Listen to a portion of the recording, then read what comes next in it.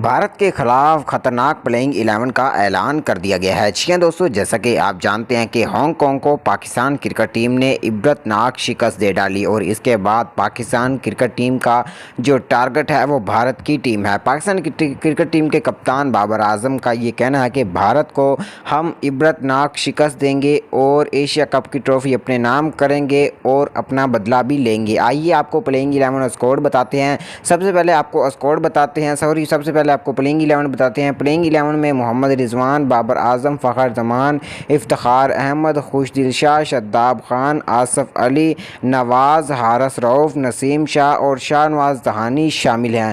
جبکہ اگر اس کے علاوہ ہم اسکواڈ کی بات کریں تو یہ تو پلینگ 11 ہوگی، اور اسکواڈ میں عثمان قادر، حسن علی، محمد حسنین اور حیدر علی شامل ہیں۔ جو بھارت کے خلاف بتایا جا رہا ہے کہ حسن علی کو شاہ نواز دہانی کی جگہ یا نسیم شاہ کی جگہ پلینگ 11 میں شامل کیا جائے گا۔